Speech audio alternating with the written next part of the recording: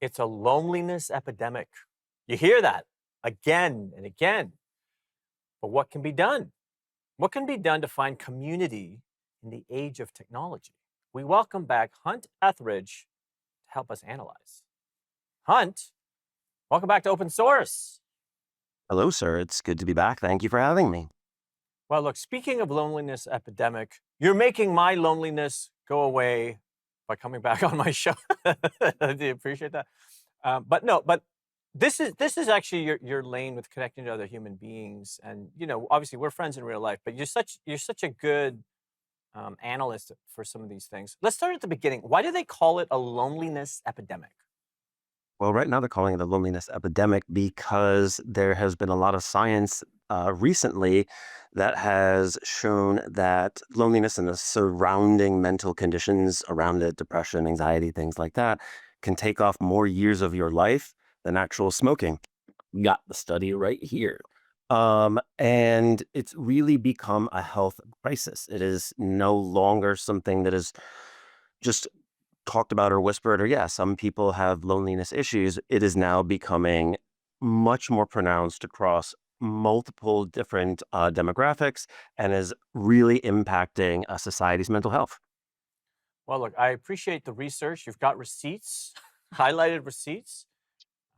But I guess my question is, well, why is this happening? Is this technology? Is the reason people are so lonely because of the technology? I think that that's a major player in it. In 2001, 13% of Canadians, which is 5 million people, reported feeling very or mildly lonely in their life. And that's a lot of people.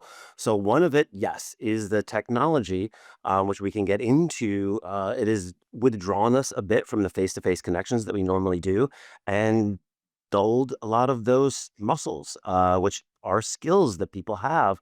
And I think that, we used to call them soft skills. And as those things are deteriorating, it makes it harder and harder and harder for people to connect, which makes them withdraw and withdraw even more so, which can, just create a cycle of loneliness.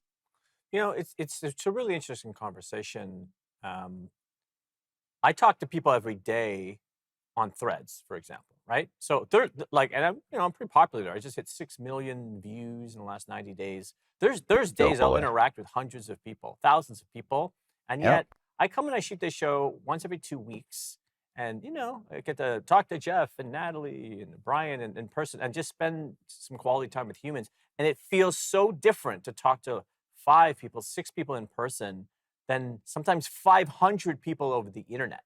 Do you think that this is kind of the phenomenon we're speaking about? Yeah, yeah, absolutely, 100%. Human beings are physiologically built for community and bonding with each other. It's not just the words that we use, it's the tone, it's the facial muscles, it's the pheromones, it's all of these things together that give us these impressions of each other. And when you take 80% of that away, we're just left with like this top logical connection, and it's really hard. Einstein's definition of insanity is asking logical questions, expecting an emotional result. That's not really how it's going to go, and it's not going to be how we connect. Okay, look, we only have a minute left, but what can we do to fix it? I mean, I don't think technology is going anywhere. Yeah, absolutely. I think that it's going to take more of a conscious effort of the individual user, which is us, to kind of get out there and create new communities. I started a dad's group because I didn't have as many guy friends as I wanted to, and you have to physically go out and do things yourself.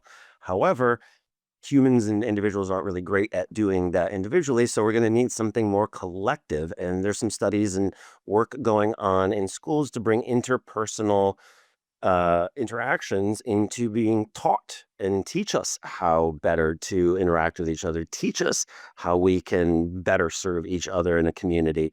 And I think that that's used to be something that was always just taken for granted because we all lived in a village, but now our village is digital.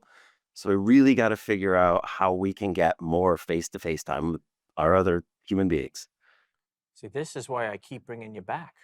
you know, I mean, these are good answers, and I mean, it's a very complex problem if you think about it. And you articulated it quite well because I never really thought that like socializing with other human beings face to face. I mean, it's kind of a lost skill Look, we've got 3 more segments. It's a really interesting conversation. We've got Hunt Ethridge here on open source.